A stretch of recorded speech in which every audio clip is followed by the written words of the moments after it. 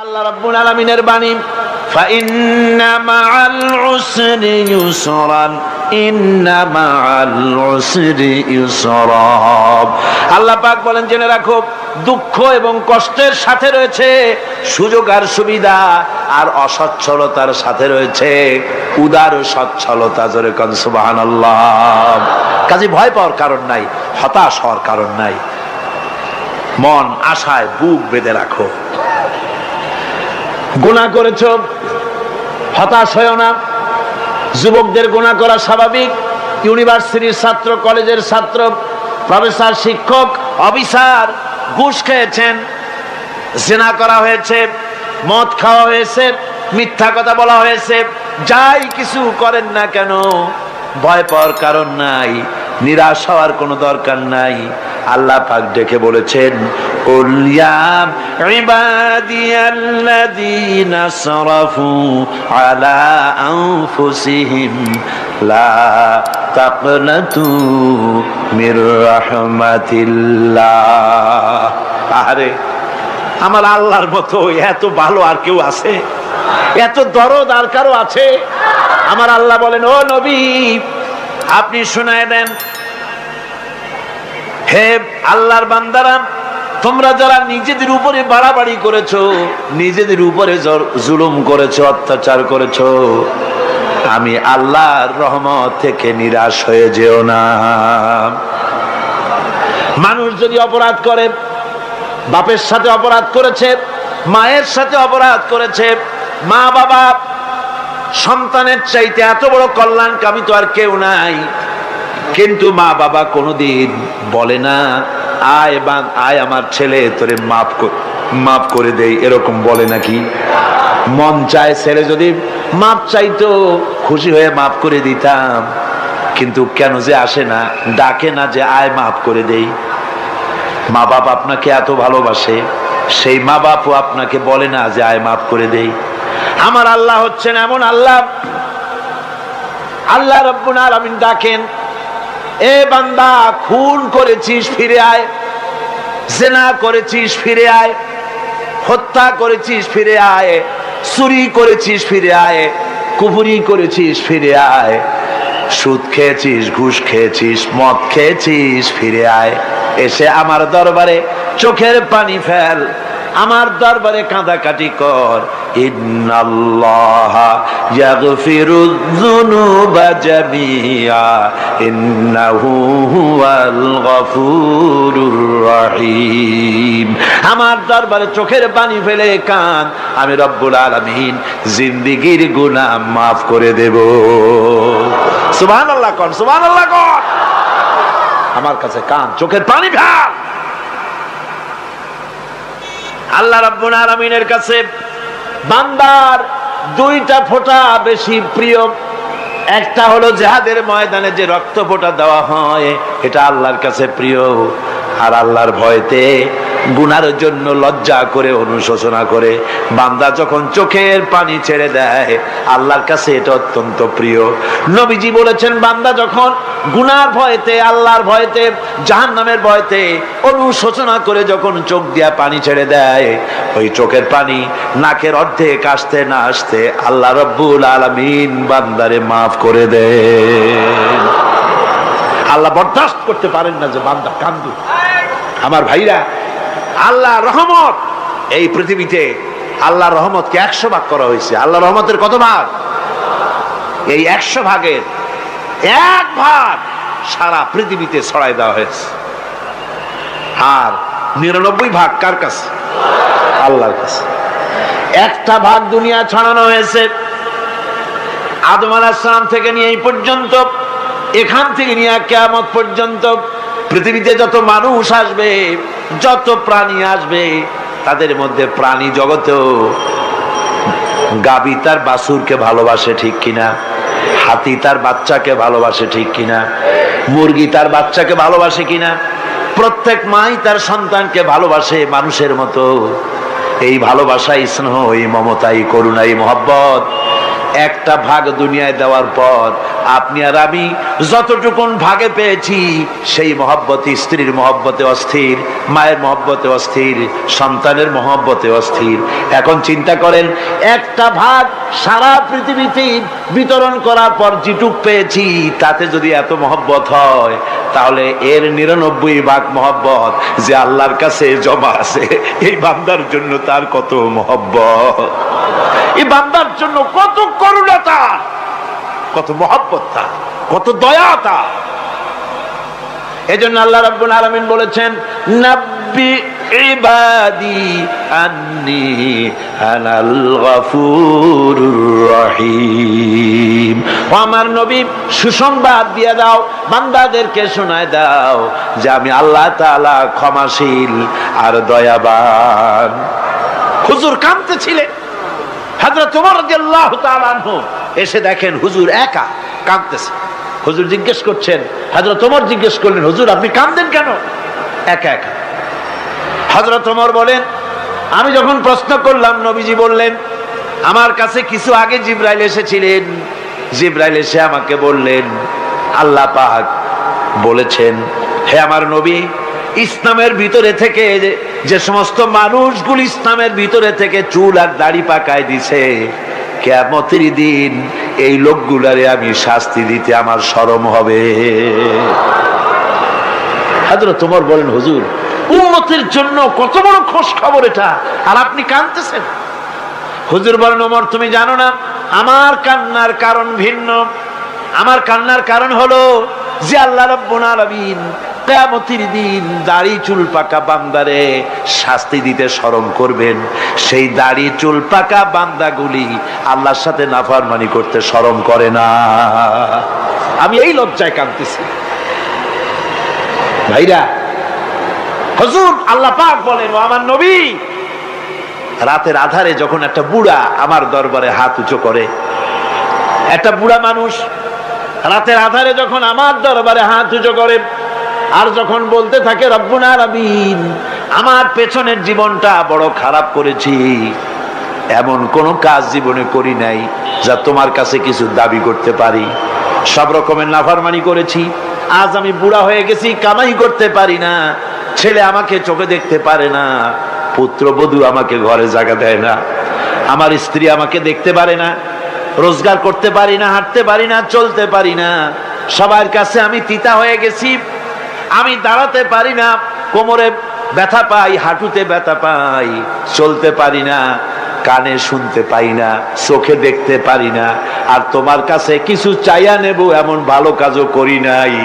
এইভাবে যখন বান্দা কাঁদতে থাকে আমার দরবারে, ও আমার হাবিব আমার রহমতের দরিয়ায় জোশ মেরে যায়, আমার শরম হয় এই বুড়াটারে কেমনে খালি হাতে ফিরাইয়া দেই। সুবহানাল্লাহ, সুবহানাল্লাহ। আমার আল্লাহর এত দয়া, আমার আল্লাহর এত মায়া, এত মহব্বত। আমার আল্লাহ রাব্বুল আলামিন বলেন, وَإِذَا سَأَلَكَ عِبَادِي عَنِّي فَإِنِّي قَرِيبٌ। ও আমার হাবিব, আমার বান্দা আমার ব্যাপারে প্রশ্ন করে, আমি বান্দার একদম নিকটে। কোরআন শরীফের ভিতরে যত জায়গায় রাসূলকে বলা হয়েছে সুয়ালের কথা, আপনাকে প্রশ্ন করা হয়, আল্লাহ তার জবাব কুল এই কথা বলে জবাব দিয়েছেন। যত জায়গায় সুয়াল এসেছে, যেমন কোরআনে কারীমের মধ্যে আল্লাহ পাক বলেন, ওয়ায়াসআলুনাকা আনিল মাহিদ, মেয়েদের হায়েজ সম্পর্কে জিজ্ঞাসা করা হয়, কুল হিয়া আযা, হে নবী আপনি বলুন। এভাবে করে কুল দিয়ে জবাব দেওয়া হচ্ছে। আবার প্রশ্ন করা হচ্ছে, ওয়ায়াসআলুনাকা আনিল আনফাল, এই গনিমতের মাল সম্পর্কে হুজুর আপনাকে, হে নবী আপনাকে প্রশ্ন করা হয়। আল্লাহ কুল দিয়া জবাব দিলেন, আল্লাহ বলেন আপনি বলেন। ওয়ায়াসআলুনাকা আনিল খামরি ওয়াল মাইসির, আল্লাহ পাক বলেন নবী আপনারে প্রশ্ন করা হয়, কুল ফীহিমা ইসমুন কাবীর, আল্লাহ কুল দিয়া বললেন তুমি বলো। আবার বলা হলো ওয়ায়াসআলুনাকা আনিল আহিল্লা কুল হিয়া মাওয়াকিতু লিন্নাস। ও নবী, আপনাকে প্রশ্ন করা হয় চাঁদের ক্রমবর্ধমান এবং ক্রমহ্রাস, এই যে বাড়ে আর কমে, পূর্ণিমা হয় অমাবস্যা হয়, কেন হয়? আপনি বলুন, কুল, আপনি বলেন, এটা আমি অর্থ এবং সময়, বছর আর দিন গণনা করার জন্য পৃথিবীবাসীদের জন্য বিনা পয়সায় একটা ক্যালেন্ডার বানাইয়া আকাশে ঝুলাই রেখেছি। এভাবে যত জায়গায় এসেছে আপনাকে প্রশ্ন করা হয়, তত জায়গায় আল্লাহ জবাব দিয়েছেন কুল, আপনি বলেন। গোটা কোরআন শরীফের ভিতরে এই একটি মাত্র জায়গা যেখানে বলা হয়েছে আপনাকে প্রশ্ন করা হয়। আল্লাহ এখানে বলতে পারতেন কুল, আপনি বলেন, আল্লাহ তোমাদের নিকটবর্তী, এভাবে জবাব হয় নাই। এটা কায়দাটা হলো এই, আল্লাহ বলতেছেন ওয়াইজা সালাকা ইবাদি, ও আমার নবী, প্রশ্ন তো আমার বান্দারা আমার ব্যাপারে করেছে, এবার আপনার জবাবের কোনো দরকার নাই। প্রশ্ন আমার ব্যাপারে, আমি নিজে জবাব দিয়ে দেই, ফা ইন্নী কারীব। ও বান্দা, আমার ব্যাপারে প্রশ্ন করেছিস, জবাব আমি দেই, আমি তোর সবচাইতে বেশি নিকটে। সুবহানাল্লাহ, কত নিকটে? ওয়ানাহানু আকরাবু ইলাইহি মিন হাবলিল ওয়ারিদ। তোর যে রগ, এই শাহরগের চাইতেও আমি তোর বেশি কাছে। সুবহানাল্লাহ। আমারে ডাক, আমারে ডাক, কলিজা দিয়া ডাক, অন্তর দিয়ে ডাক। মনের থেকে মানুষ যদি ডাকে, মুখের ডাক আর মনের ডাক এক জিনিস নয়। দিল সে জুবাত নিকলতি হ্যায়, असर रखती है पर नहीं मगर ताकते परवाज रखती है। দিল থেকে যে কথা বেরোয় তা প্রভাব বিস্তার করে, ডানা নাই কিন্তু ওড়ার ক্ষমতা রাখে। মনের কথাই ভিন্ন। মন থেকে, দিল থেকে, কলিজা থেকে, অন্তরের গভীর কন্দর থেকে মুহাব্বতের সাথে কেউ যদি একবার বলে আল্লাহ, বলেন আল্লাহ, আল্লাহ, আল্লাহ, আল্লাহ রাব্বুল আলামিন বলেন, অন্তরের অন্তঃস্থল থেকে একটি বার যদি বান্দা বলেন আল্লাহ, আল্লাহ বলেন 70 বার সাড়া দিয়া জিজ্ঞেস করি, বান্দা কি চাও, আমি তোমার কাছে আছি। সুবহানাল্লাহ, আমি তোর একদম কাছে, কি চাস বল, বল আমার কাছে। এমন দয়াবান, এমন মেহেরবান, এমন আল্লাহ আমাদের।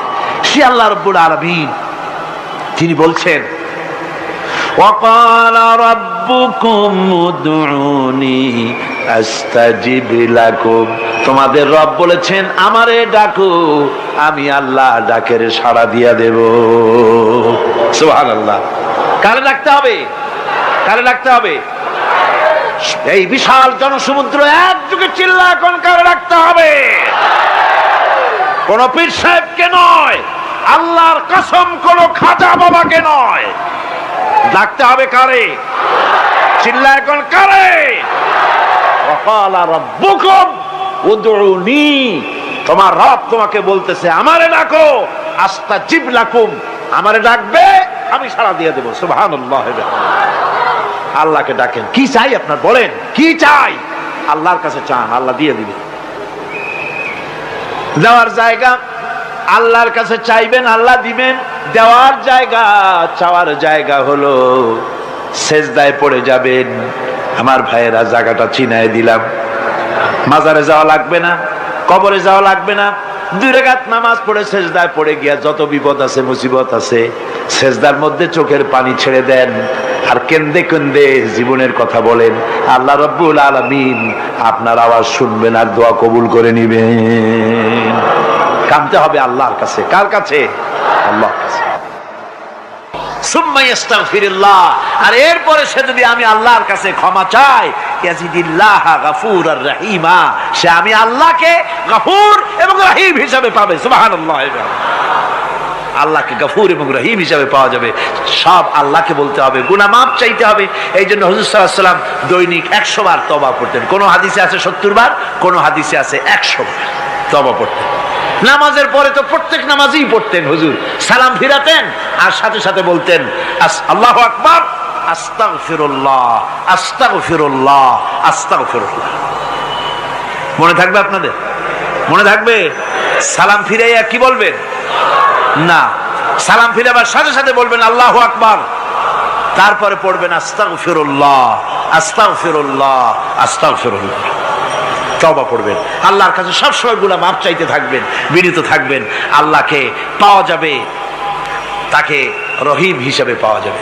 সুতরাং ঈমান বিল্লাহ, আল্লাহর প্রতি ঈমান আনলে পরে চতুর্থ নম্বরের যে উপকারটা হবে সেটা হলো হতাশায় ভুগবে না, নিরাশায় ভুগবে না, আশায় বুক বেঁধে উঠবে, ঈমান মজবুত হবে, আল্লাহর কাছে মানুষ বিনয়ী হয়ে যাবে। এবার পঞ্চম নম্বরের উপকার আমি বলছিলাম, ঈমান বিল্লাহ, আল্লাহর প্রতি ঈমান আনলে পরে অসংখ্য উপকার হয়, অসংখ্য বৈশিষ্ট্য আছে। এর 6টা উপকারের কথা আমি বলবো। কয়টা? অসংখ্য উপকারের ভিতরে প্রধান 6টি উপকারের কথা বলবো। এর বললাম কয়টা? 4টে বলছি। এবার বলো পঞ্চম উপকারের কথা। আল্লাহর প্রতি আপনি পূর্ব পশ্চিমে কতবার মুখ ঘোরালেন, এটাই কিন্তু আপনার আসল সৎ কাজ নয়। আসল সৎ কাজ হলো আল্লাহর প্রতি ঈমান আনা। এই ঈমানের ব্যাপারে 3টা দিন আমরা পার করে দিলাম, এখনো কথা শেষ হয় নাই।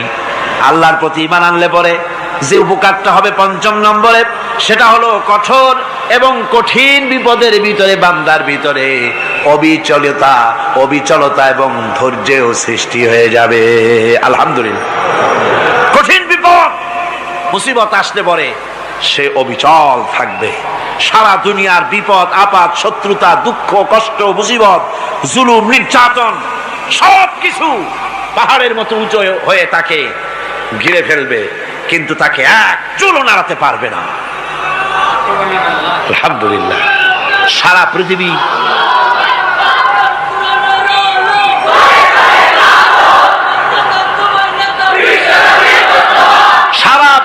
একদিকে আর সে একা একদিকে থাকবে।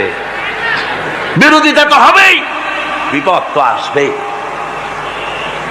কবি বলতেছেন, সাথে জাকা রহা হ্যায় अज़ल से ता इमरोज, सतेजा का रहा है अज़ल से ता इमरोज, चरागे मुस्तफावी से शरारे बुलहबीस।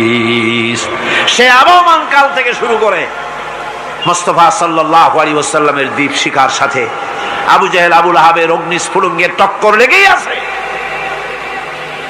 রাসূলুল্লাহ আল্লাহর দেওয়া এই বিধান, এই দ্বীনের বাতিটা টিম টিম করে জ্বলেছে। আর গোরকি, টর্নেডো, হাজার হাজার মাইল বেগে হেরিকেন এসেছে, গোরকি এসেছে, টর্নেডো এসেছে, টাইফুন এসেছে, কিন্তু এই আলো নিবাইতে পারে নাই। সুবহানাল্লাহ। এই আলো নিবাতে পারে নাই। এই শত্রুতা চিরকালের, নিবাতে পারবে না। কারণ হচ্ছে আল্লাহ রাব্বুল আলামিন বলেছেন, ইউরিদুনা লিইউতফিউ নূরাল্লাহি বিআফওয়াহিহিম ওয়াল্লাহু মুতিম্মু নূরিহি ওয়ালাউ কারিহাল কাফিরুন। ওরা চায় মুখের ফু দিয়ে আমার আলোকে নিভিয়ে দেবে, কিন্তু আমি আমার আলোকে পূর্ণতা দান করব। তাতে কাফের বেঈমানদের কলজায় যত জ্বালা যন্ত্রণা হোক, আমার দ্বীন কেউ মিটাই দিতে পারবে না। সুবহানাল্লাহ। সুতরাং বিপদে অবিচলতা আসবে, সে অটল হবে, মজবুত হবে। কোরআনে কারীম বলতেছে, ওয়া কাযালিকা জাআলনা লিকুল্লি নাবিয়্যিন আদুওয়াম মিনাল মুজরিমিন। এই পৃথিবীতে এমনি করে আমি সকল নবীদের শত্রু বানিয়েছি, সব পাপিষ্ঠ অপরাধীদেরকে। নবীদের সাথে বিরোধিতা করেছে কারা? পাপিষ্ঠরা, অপরাধীরা।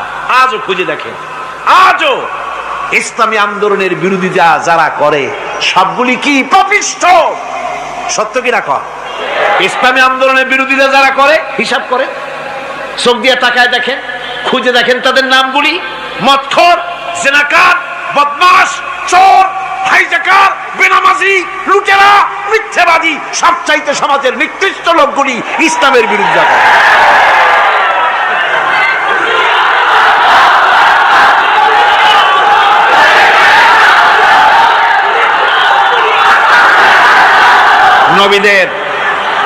নবীদের শত্রু আল্লাহ বলেন সব যুগে নবীদের সাথে শত্রুতা করেছে পাপিষ্ঠরা। আল্লাহর কথা, কার কথা? সকল যুগে নবীদের সাথে শত্রুতা করেছে পাপিষ্ঠরা, নিকৃষ্ট ধরনের অপরাধীরা। সুতরাং নবী রাসূলদের অবস্থা যখন এই, তখন দ্বীনের দাওয়াত যারাই দেবে তাদের কিসমত এরকম হবেই। এই বাধার মোকাবেলা তাদেরও করতে হবে। এই যে বাধাটা আসে, এই যে মারে, অপরাধ কি? এই যে তারা চোর বা ডাকাত যাদের মারা হয়। আল্লাহ রাব্বুল আলামিন বলেন অপরাধ হলো ওয়ামা নাকামু মিনহুম ইল্লা আইয়ুমিনু বিল্লাহিল আজিজিল হামিদ। অপরাধ হচ্ছে ইমানদার লোকদের উপরে নির্যাতন চালিয়েছে, অন্য কোনো কারণে নয়। কারণ একটাই, তারা আল্লাহর জমিনে আল্লাহর দ্বীন প্রতিষ্ঠা করতে চেয়েছে, আর কোনো অপরাধ না। জমিন আল্লাহর, জমিন কার? এই বিশাল জনসমুদ্র গর্জে উঠুন একযোগে, বলুন জমিন কার? আইন চলবে কার? এখানেই সংঘর্ষ বেঁধেছে আবহমান কাল ধরে। মানুষ অত্যাচারিত হয়েছে, সাহাবায়ে কেরাম অত্যাচারিত হয়েছেন। বুখারী শরীফের হাদিসে এসেছে রাসূল করিম সাল্লাল্লাহু আলাইহি ওয়াসাল্লামের কাছে হযরতে খাব্বাব গিয়ে উপস্থিত হয়েছিলেন। হযরতে খাব্বাব বলেন, হাদিসটা এভাবে লেখা হয়েছে বুখারীতে, ওয়ান খাব্বাব বিন আরিদ রাদিয়াল্লাহু তাআলা আনহু قال شكونا الى رسول الله صلى الله عليه وسلم وهو متوسد بردة له في ظل الكعبة।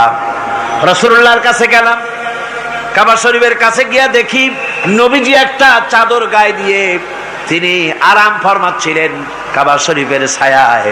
সেখানে গিয়ে বললাম, আলা তাস্তানসিরু লানা আলা তাদউ লানা ইয়া রাসূলুল্লাহ, হে আল্লাহর রাসূল, আপনি কি আমাদের জন্য আল্লাহর কাছে দোয়া চাইবেন না? আপনি কি আল্লাহর কাছে আমাদের জন্য সাহায্য চাইবেন না? আমাদের লোকগুলিকে, মুসলমানগুলিকে মারতে মারতে তো শেষ করে ফেলে দিল। তারা আমাদের সুমাইয়াকে মারলো, আমাদের খাব্বাবকে উটের সাথে পায়ের দড়ি লাগায় টানলো, আমাদের খোবায়েবকে তারা আগুনের উপরে চিৎ করে শোয়ায় রাখলো, না খায় রাখতেছে, মারতেছে। কষ্টে তো শেষ হয়ে গেলাম, হুজুর আপনি কি আমাদের জন্য দোয়া করবেন না? হাদিস শরীফে এসেছে নবীজি উঠে বসলেন সোজা হয়ে। নবীজি বলেন, ও আমার সাহাবী, ও খাব্বাব শোনো, তোমাদের আগে এই পৃথিবীতে যারা দ্বীনের দাওয়াত দিতে এসেছিলেন তাদেরকে সমকালীন রাষ্ট্রশক্তি, সমাজ শক্তি তাদেরকে ধরত। ফায়ু খাজুর রাজুলো, তাদেরকে তারা ধরত। ফায়ুহফারু লাহু ফিল আরদ, আর তার জন্য জমিনের ভিতরে কবর বানাইতো। ওই কবর ফায়ু জালু ফিহা, ওই কবরের ভিতরে তাকে কোমর পর্যন্ত গেড়ে দিত। সুম্মা ইউতা বিল মানশার, এরপরে করাত আনতো। ফায়ুদাউ আলা রাসিহি, এরপরে ওই করাত তার মাথার উপরে রাখতো। ফায়ুজালু নিসফাইন, এরপরে করাত দিয়া চিরে জীবিত মানুষটারে দ্বিখণ্ডিত করে ফেলে দিত। মা ইয়াসুদ্দুহু যালিকা আন দীনিহি, ও আমার খাব্বাব, এত কষ্ট দেওয়ার পরেও সেই যুগের কোন মুসলমানকে, দ্বীনের দায়ীদেরকে আল্লাহর দ্বীন থেকে এক চুলো তারা সরাই দিতে পারে নাই, এক চুলো সরাতে পারে নাই। ওয়াল্লাহি, ও খাব্বাব, আমি আমার আল্লাহর নামে কসম করে বলছি, লা ইউতাম্মান্নাল্লাহু হাযাল আমরা হাত্তা ইয়াসিরা আর-রাকিবু মিন সানা ইলা হাযরামাউত।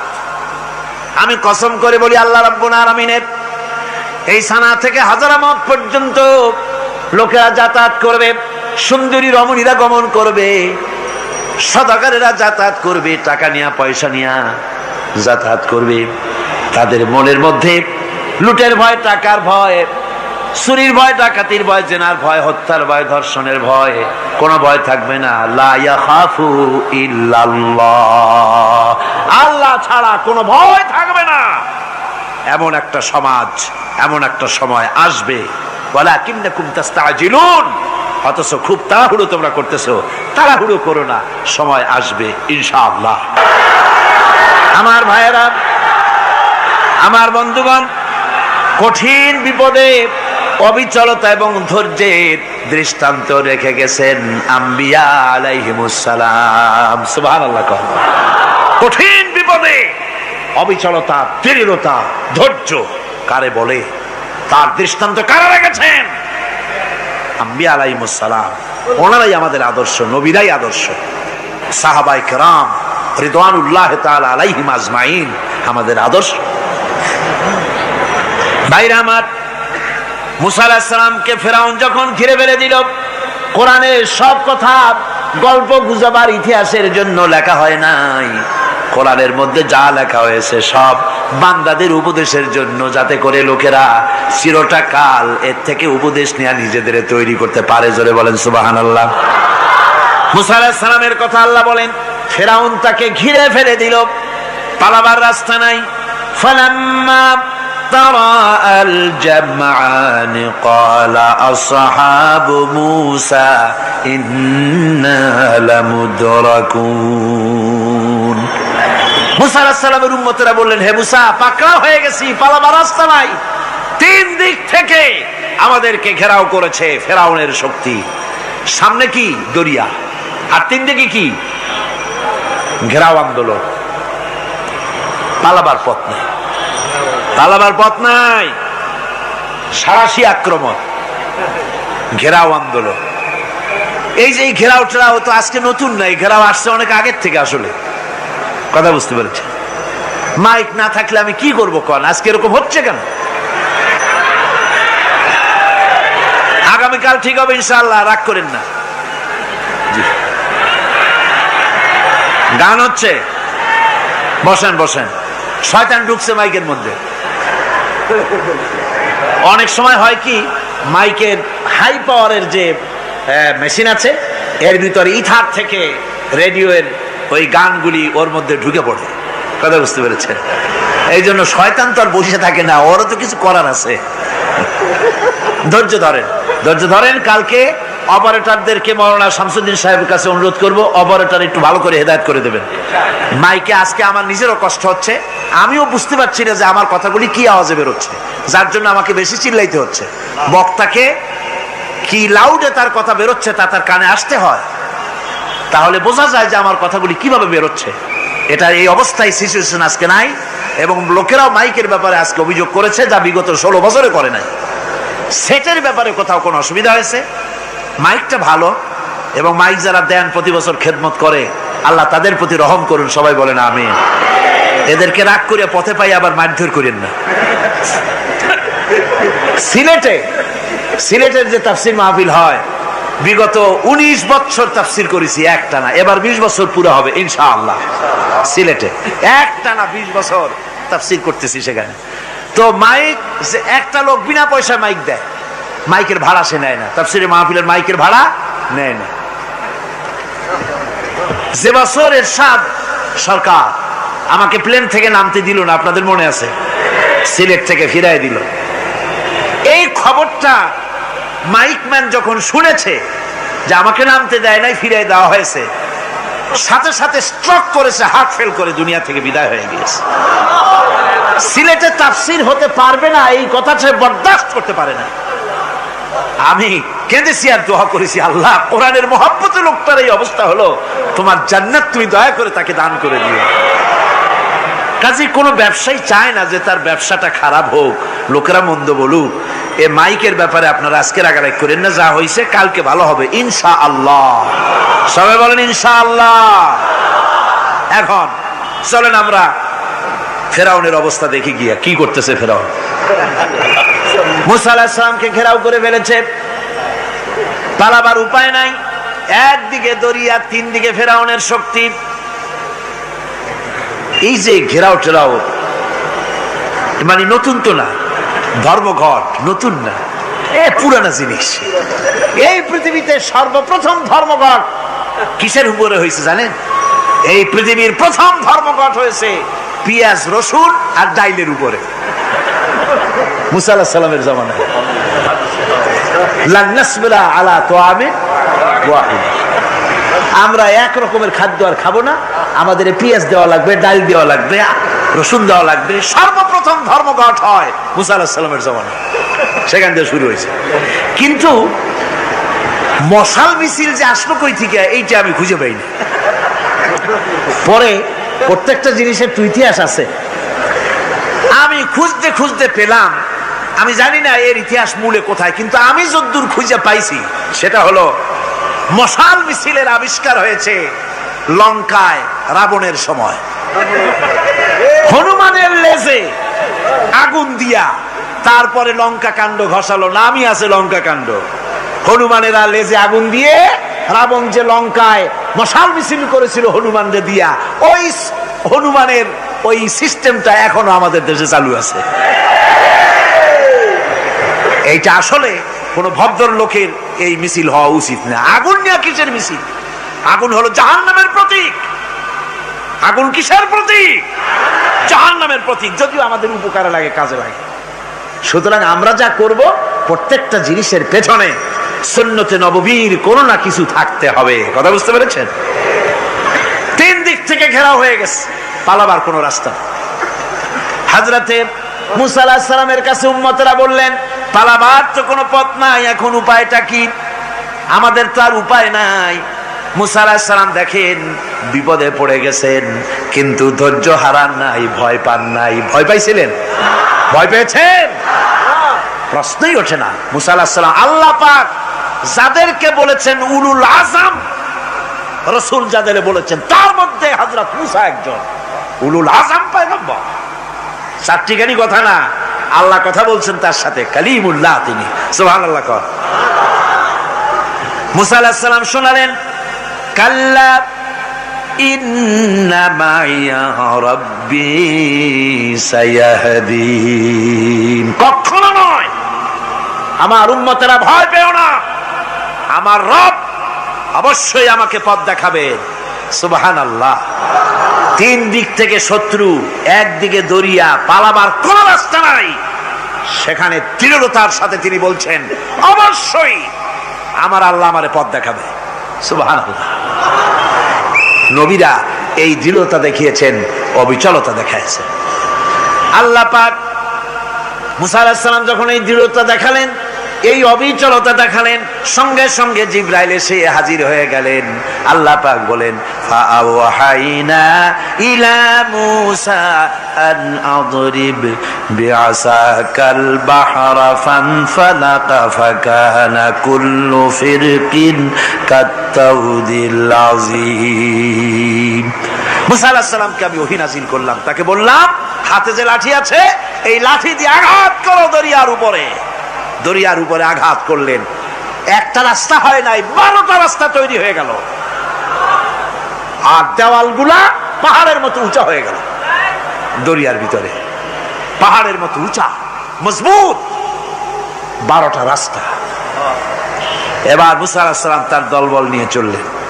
আল্লাহ রাব্বুল আলামিন বলেন, ওয়া আনজাইনা মূসা ওয়া মান মাআহু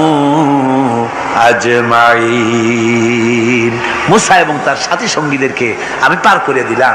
মুসা আলাইহিস সালাম এবং তার সাথী সঙ্গী নিয়ে যখন দরিয়ার মাঝখানে আসছে, ফেরাউন তার দলবল নিয়ে এসে গেছে। আসে দেখে নদীর মধ্যে রাস্তা। বাবা, খুব তো কায়দা। ও মনে করছে ওর বাজানের তৈরি করা ডিস্ট্রিক্ট বোর্ডের রাস্তা। ওর লোকজন নিয়ে নেমে গেছে দরিয়ার ভিতরে, ও আসছে মাঝখানে, মুসা আলাইহিস সালাম চলে গেছেন ওপার, দরিয়া পার। মাঝখানে যখন এসে গেল, আল্লাহ রাব্বুল আলামিন পানিকে অর্ডার করলেন কুন। আল্লাহর তো বটন টেপা লাগে না, মুখ দিয়া কোনো হুকুম করা লাগে না, শুধু বলেন কুন। যে ব্যাপারে কুন বলেন ফায়াকুন, সাথে সাথে হয়ে যায়। আল্লাহ বললেন কুন, আর অমনি রাস্তা বন্ধ হয়ে গেল। এবার তুফান শুরু হয়েছে নদীতে, ঢেউয়ের উপরে ঢেউ, মৌজুন কাল জিবাল, পাহাড়ের মতো উঁচু হয়ে হয়ে ঢেউ আসতেছে। দলবল ঘোড়া আর অস্ত্রপাতি যা ছিল সব মরিয়া শেষ। এবার ফেরাউন একা উপরে ওঠে আর নিচে নামে, পানি খেতে খেতে পেটের কাম সারা, জনমের খাওয়া খাইছে পানি। এখন জান যায়, বাঁচবার আর উপায় না, বাঁচবার আর উপায় নাই। ফেরাউন তার নিজের জীবন সম্পর্কে হতাশ হয়ে গেল। এবার ফেরাউন বলতেছে, আমানতু আন্নাহু লা ইলাহা ইল্লাল্লাযী আমানাত বিহি বানু ইসরাঈল। আমি ঈমান আনলাম, আমি ঈমান আনলাম আল্লাহ ছাড়া কোনো ইলাহা নাই। ওই আল্লাহর উপর ঈমান আনলাম যে আল্লাহর উপর ঈমান এনেছে বনি ইসরাঈলেরা। আল্লাহ যাতে ঠিক পায় যে কোন আল্লাহর উপর ঈমান আনছে। বনি ইসরাঈলের আল্লাহর উপর ঈমান আনলাম। আল্লাহ এই তো মুসলমান হয়ে গেছি, এরপরও আমার সুবাও কেন? আল্লাহ রাব্বুল আলামিন জবাবে বলেন, আল আন, এখন ওয়াকাদ আসাইতা ক্বাবলু ওয়া কুনতা মিনাল মুফসিদিন। এখন ঈমান আনার কথা বলছো, অথচ যুগের পর যুগ, বছরের পর বছর ধরে আমার মানুষের উপরে মন গড়া আইন চালায়েছো, আমার পয়গম্বরের সাথে বেয়াদবি করেছো। আজ তোমাকে আমি ছাড়ছি না, তোমাকে আজকে ছেড়ে দেব না, আমি তোমাকে মারব। আর সমস্ত প্রাণীগুলিকে, স্থলচর প্রাণীগুলিকে আল্লাহ পাক অর্ডার দিয়া দিলেন, এই ফেরাউনের লাশকে ডুবাবি না, পচাবি না, খাবি না। আলিয়াউমা নুনাজ্জিকা বিবাদানিক, আমি তোমার শরীরে বাঁচায় দেব। পোকে খাবে না, পানিতে পচবে না, মাছে খাবে না, কুমিরে খাবে না, দুনিয়ার কোনো পশুতে খাবে না। আমি তোরে শুটকি বানাইয়া রাখবো, যাতে করে দুনিয়ার সমস্ত ফেরাউন যত যুগে যুগে আসে তোরে দেখে যেন হেদায়েত নিতে পারে। ফেরাউনকে আল্লাহ শুটকি বানায় রাখছে।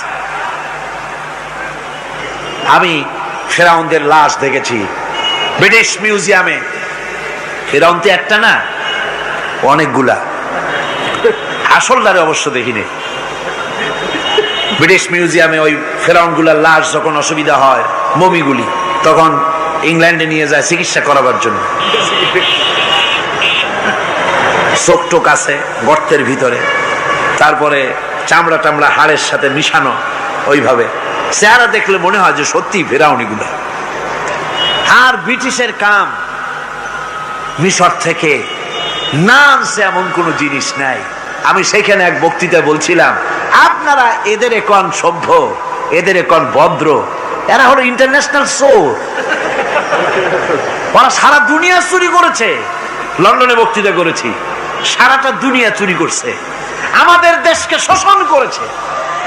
এই বিশাল ভূভাগকে শোষণ করে ইংল্যান্ডের দ্বীপটাকে তারা সাজাইছে। তারা ময়ূর সিংহাসনের, শাহজাহানের ময়ূর সিংহাসনের ময়ূরের বাম চোখে কোহিনূর মণি লাগাইছিলেন। শাহজাহান ময়ূরের ডান চোখে কোহিনূর মণি লাগায় নাই। কোহিনূর মণির অনেক দাম, আমি দেখে এসেছি মণি। এখন সেটা কুইন এলিজাবেথের মুকুটে শোভা পাচ্ছে। সেই মণি এমনি বলে প্রবাদে, 7 রাজার ধন এক মাণিক্য, বলেন এরকম, অনেক দাম। শাহজাহান দেখালেন, আমি মুসলমান, আমার কাছে এটার দাম নাই, এই জন্য ময়ূরের ডান চোখে লাগালাম না, বাম চোখে লাগাই দিলাম। এইটারে চুরি করছে। তারপরে মিশর থেকে, মিশরের মমি চুরি করেছে, জুতা চুরি করছে, ছাতি চুরি করছে, পিসা চুরি করেছে। আমি বললাম, এগুলা কি ভদ্রলোক নাকি? এরা জুতা চোর, পিসা চোর, লাঠি চোর, সব চুরি করেছে। যাই দেখেন ব্রিটিশ মিউজিয়ামের মধ্যে সব দুনিয়ার চুরি করা জিনিস নিয়ে তারা মানুষকে দেখাইয়া পয়সা অর্জন করছে। টিপু সুলতানের তরবারিটা পর্যন্ত চুরি করেছে। আজ পর্যন্ত ব্রিটিশ মিউজিয়ামে টিপু সুলতানের তরবারিটা আছে, আমি তরবারিটা দেখে এসেছি। আমার বন্ধুগণ, বলতেছিলাম যে পৃথিবীতে আল্লাহ রাব্বুল আলামিন নবীরা তাদের চরিত্র দিয়ে বিপদের মোকাবেলা করে দুনিয়ার সামনে কঠিন বিপদের মোকাবেলা করে অবিচলতা, দৃঢ়তা দেখায় গেছেন যে কেমন করে এই পৃথিবীতে বিপদের সামনে মোকাবেলা করতে হয়। ধৈর্য ধরতে হবে, বিপদ আসবে পাহাড় সমান হয়ে, আপনাকে ধৈর্য ধারণ করতে হবে সেভাবে বুক বেঁধে। যেহেতু এটা যদি বিশ্বাস হয় যে আমার কিসমতে যা আছে তার থেকে বেশি কিছু হবে না, তাহলেই আপনার ধৈর্য আসবে, ভয় পাবেন না। কথা ঠিক কিনা কন? এবারে হযরত হুদ আলাইহিস সালাম সম্পর্কে আল্লাহ রাব্বুল আলামিন বলেন, হযরতে হুদকে যখন ষড়যন্ত্র হলো কাফির বেঈমানেরা তাকে মেরে ফেলার জন্য, যখন সরকারি ষড়যন্ত্রে লিপ্ত হয়ে গেল, হযরতে হুদ সমাজের এই চ্যালেঞ্জের মোকাবেলা করলেন। হযরত হুদ বলেন, ফাকিদুনি জামিআন সুম্মা লা তুনজিরুন ইন্নী তাওয়াক্কালতু আলাল্লাহি রাব্বি ওয়া রাব্বিকুম। তোমরা তোমাদের ষড়যন্ত্র আমার বিরুদ্ধে যত পারো আমার বিরুদ্ধে ষড়যন্ত্র চালাও, এতটুকুন আমার অবকাশ দিও না। আমি এমন আল্লাহর উপরে ভরসা করেছি যার হাতের ভিতরে তোমাদেরও জান আর আমারও জান। যা পারো তাই করো। সরকার সমস্ত শক্তি একত্রিত হয়ে আমার মোকাবেলা করো। একদিকে হুদ আলাইহিস সালাম, আর একদিকে গোটা জাতি। হযরত হুদ ভয় পায় নাই। সুবহানাল্লাহ কোন? ঈমান বিল্লাহ মানুষের কলিজাকে এভাবে শক্ত করে দেয়। কোন আলহামদুলিল্লাহ।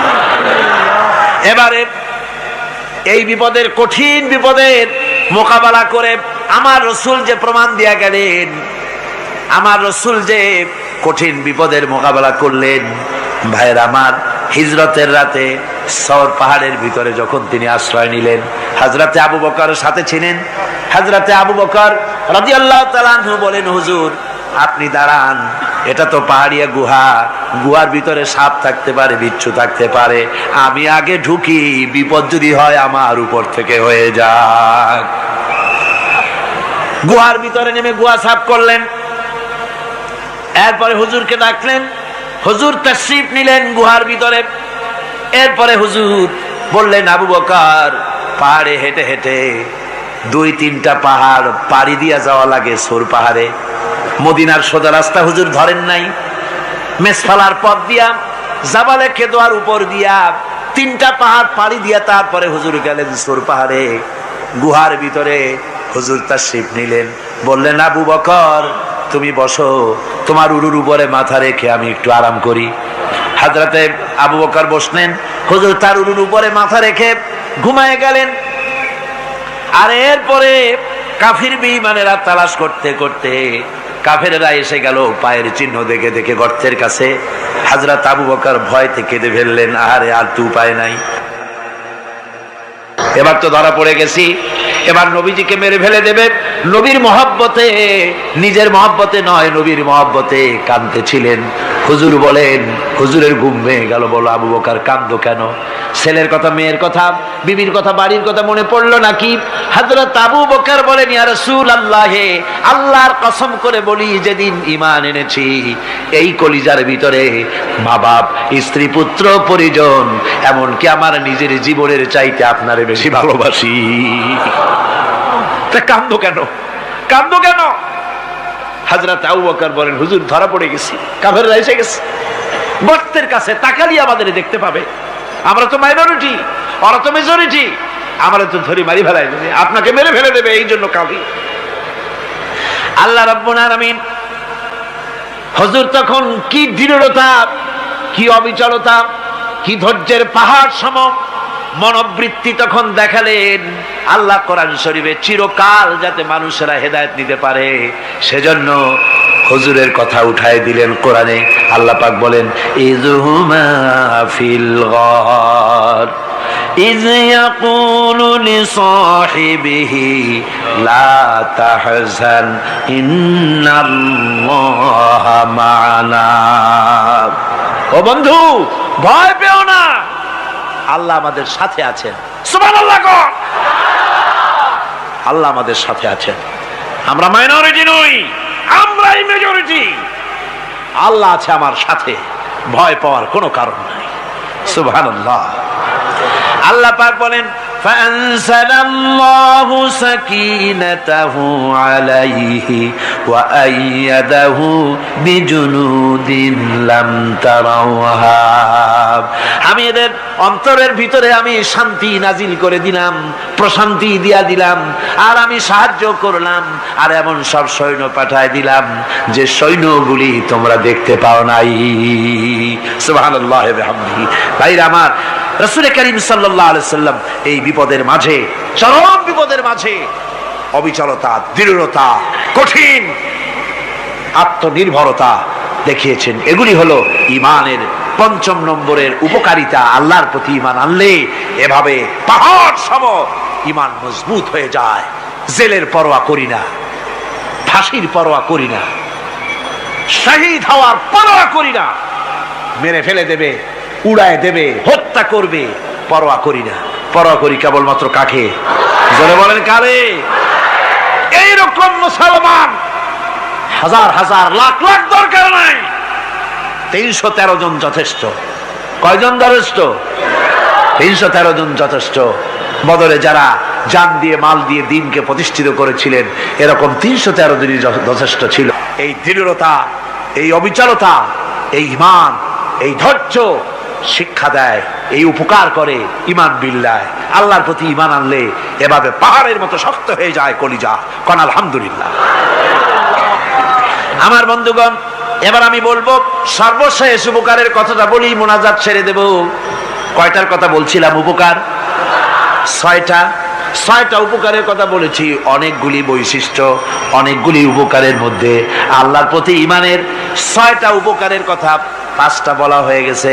এবার 6ষ্ঠ নম্বর এবং শেষ নম্বর, এটা হচ্ছে আল্লাহর প্রতি ঈমান আনলে পরে তার দ্বারা সবচাইতে বেশি ফায়দা পায় সমাজ এবং রাষ্ট্র। কোন আলহামদুলিল্লাহ, কোন আলহামদুলিল্লাহ। আল্লাহর প্রতি ঈমানের দ্বারা নৈতিক সংশোধন হয় এবং রাষ্ট্র আর সমাজ সবচাইতে বেশি উপকৃত হয়। কারণ হলো ঈমানদার ব্যক্তি আল্লাহর প্রতি যে ঈমান এনেছে, তার মনের মধ্যে ধারণা এটা হয়, আমার কোনো কাজ তো গোপন থাকে না। ইন্নাল্লাহা লা ইয়াখফা আলাইহি শাইউন ফিল আরদি ওয়ালা ফিস সামা। আল্লাহর কাছে গোপন বলতে কিছু নাই, আকাশেও নাই, জমিনেও নাই, কোনো কিছু গোপন নাই। সুতরাং আমি যা করি সব আল্লাহ দেখেন এবং শোনেন। এমনকি মানুষ যে কল্পনা করে, সে কল্পনাও আল্লাহ টের পায় না, নাকি? টের পায় কিনা? ওয়াইন তুবদু মিন আনফুসিকুম আও তুখফুহু ইউহাসিবুকুম বিহিল্লাহ। মনের ভিতরে যে কল্পনা করো, আল্লাহ পাক বলেন এই কল্পনারও হিসাব আমি রব্বুল আলামিন তোমার কাছ থেকে নেব। ফায়ুআযযিবু মান ইয়াশাউ, যারে খুশি শাস্তি দেব, আর যারে খুশি আমি maaf করে দেব। জোরে বলেন সুবহানাল্লাহ। ফায়াগফিরু লিমান ইয়াশা ওয়া ইউআযযিবু মান ইয়াশা, যারে খুশি maaf করব, যারে খুশি শাস্তি দেব, কল্পনারও হিসাব নেব। এই কথা মুমিনের যদি জানা থাকে, তাহলে আর তার কোনো চিন্তা থাকে না, তার নৈতিক চরিত্র ভালো হয়ে যায়। কোন সুবহানাল্লাহ। আমার বন্ধুগণ, ঈমানদার লোক, আল্লাহর প্রতি ঈমান আসলে পরে সমাজ উপকৃত হয়, রাষ্ট্র উপকৃত হয়ে যায়। যেহেতু বান্দা জানে আমি দায়িত্বহীন কোনো কথা বলতে পারবো না, দায়িত্বহীন কোনো কাজ করতে পারবো না। আল্লাহ পাক বলেছেন, মা ইয়ালফিযু মিন কাউলিন ইল্লা লাদাইহি রাকীবুন আতীদ। বান্দা এমন কোনো কথা বলে না যে কথা আমার ফেরেশতারা রেকর্ড করে না রাখে। কাজী মুমিন ব্যক্তি আল্লাহর ভয়তে দায়িত্বহীন কথা বলবে না। নির্বাচন আসতে পরে রাস্তা সোনা দিয়ে বান্ধায় দেব, এই করব সেই করব, না খাইয়া কেউ মরবেন না। আসে না নির্বাচনের সময় সারাগালি বদনারা মঞ্চে দাঁড়িয়ে কত বড় বক্তৃতা করে, ভাইয়ের আমার, বোনের আমার, এবার আমার বোতল মার্কা বাক্স, আপনারা আমাকে ভোট দিয়ে দেশ এবং জাতির আরেকবার 12:30 বাজাইবার সুযোগ দিন। এবার ক্ষমতায় গেলে কেউ না খাইয়া মরবেন না, কিন্তু কি খাইয়া মরবে তাও বলেন। এর মারফতি অর্থ হচ্ছে এই, ওরা যদি ক্ষমতায় যেতে পারে তাহলে বিষ খাইয়া হোক, গুলি খাইয়া হোক, কিছু না কিছু খেয়ে মরতে হবে। একেবারে খালি পেটে মরলে গ্যাস্ট্রিক হওয়ার সম্ভাবনা আছে। ঈমান বিল্লাহ যদি না থাকে, আল্লাহর ভয় যদি না থাকে, তাহলে দায়িত্বহীন কথা বলে। আর আল্লাহর ভয় যদি থাকে, তাহলে নৈতিকতার সংশোধন হয়ে যায়, দায়িত্বপূর্ণ কথা বলে, মানুষকে ফাঁকি দেয় না। আমার বন্ধুগণ, আল্লাহ রাব্বুল আলামিন তার বান্দা যারা আল্লাহকে ভয় করে, সে ভয় করা বান্দাগুলির মনের মধ্যেই চিন্তা এসে যায়, আমি যেখানে থাকি না কেন আল্লাহ আমাকে দেখতেছেন, শুনতেছেন। রাতে হোক দিনে হোক, যেখানে আছি আল্লাহ আমারে দেখতেছেন। আল্লাহ পাক বলতেছেন, ওয়া হুয়া মাআহুম ইজ ইউবাইতুনা মা লা ইয়ারদা মিনাল কওলি ওয়া কানা আল্লাহু বিমা ইয়ামালুনা মুহীতা। আল্লাহ পাক বলেন, আমি তো আমার বান্দার নিকটে তখনও থাকি যখন সে গোপনে গোপনে রাতের বেলায় আমার মর্জির খেলাফ পরামর্শ করে। আমার মর্জির খেলাফ পরামর্শ করতেছে রাত্রে, আমি তো তখনও কাছে থাকি, ওটা আমি শুনি। ঈমান যদি আসে, তাহলে এই সব কাজ থেকে সে বিরত থাকে। সে যদি কম হয় সেখানেও আল্লাহ, বেশিও যদি হয় সেখানেও আল্লাহ। এমন কোন জায়গা আছে নাকি চিটাগংয়ে যেখানে আপনি একটা আকাম করবেন আর আল্লাহ টের পাবে না? কোন আছে নাকি? আচ্ছা, চট্টগ্রামে না থাকুক, বাংলাদেশের কোন জায়গা আছে নাকি? পার্বত্য চট্টগ্রামে যত পাহাড় আছে, উঁচু নিচে জায়গা আছে, ওই জায়গায় বোধহয় আছে নাকি? সারা পৃথিবীতে আছে কোথাও? আল্লাহকে ফাঁকি দেওয়ার জায়গা কোথাও? সব স্পষ্ট। আল্লাহ কি ঘুমায় নাকি? ঘুমায়? তার কাছে দিনও যায়, রাতও তাই। সমানে তিনি দেখতে পান, শুনতে পান, সবকিছু দেখতে পান, সবকিছু শুনতে পান। তাকে ফাঁকি দেওয়ার কোনো উপায় নেই। এই জন্য ৬ষ্ঠ নম্বরের উপকার যেটা হয়, সেটা হলো সমাজ উপকৃত হয় ওই মানুষ দিয়ে যার মধ্যে ঈমান আছে। হযরত ওমর রাদিয়াল্লাহু তাআলা আনহু রাতের আধারে, শেষ রাত্রে ঘুরতেছিলেন, দেখেন এক বাড়িতে কথা হচ্ছে, কথাবার্তার আওয়াজ পাওয়া যায়। মনে করলেন কোনো অসুখ বিসুখ নাকি। ঘরে গিয়ে কান পাচ্ছেন দেওয়ালের সাথে, শুনতে পাচ্ছেন ভিতরে বুড়ি মা তার মেয়েকে বলছে, এই মেয়ে ওঠ, উটের দুধ দোয়াই নিয়ে আসছি, এর মধ্যে পানি মিশা, তারপর সকালে বাজারে নিয়ে যা। মেয়ে বলছে, মা এই কামটা আমি পারবো না। কেন পারবি না? হযরত ওমর ফরমান জারি করেছেন, দুধে পানি মিশাতে নিষেধ করেছে, কাজে এই কাজটা আমি পারবো না। আরে বেটি, আমিরুল মুমিনিন দেখ এখন কোথায় যায়, ঘুমায় আছে। সে কি দেখতেছে নাকি যে পানি মিশাই না কি মিশাই? মেয়ে বলতেছে, মা আমিরুল মুমিনিনকে ফাঁকি দেওয়া যেতে পারে, তার পুলিশ বাহিনীকে ফাঁকি দেওয়া যেতে পারে, কিন্তু আল্লাহ রাব্বুল আলামিনের চোখকে ফাঁকি দেওয়া যাবে না। হযরত ওমর এই কথা শুনে বাড়ি চলে গেলেন, আর নিজের ছেলেকে ডেকে বললেন, ছেলে আমার, অমুক জায়গায় একটা বাড়ি আছে, সেখানে একটা যুবতী মেয়ে আছে, ওই মেয়েটার বিয়ে হয়েছে কিনা শোনো, যদি বিবাহ না হয়ে থাকে তুমি তোমার নিজের বিয়ের প্রস্তাব দাও। আমিরুল মুমিনিন এই মেয়েটা সুন্দরী কেমন, স্বাস্থ্য কেমন, কিছুই দেখলেন না, দেখলেন তাকওয়া। কি দেখলেন? আল্লাহর ভয়। আল্লাহর ভয় যখন একটা জাতির মধ্যে আসে, পুলিশ লাগে না, পুলিশের কাজ কমে যায়।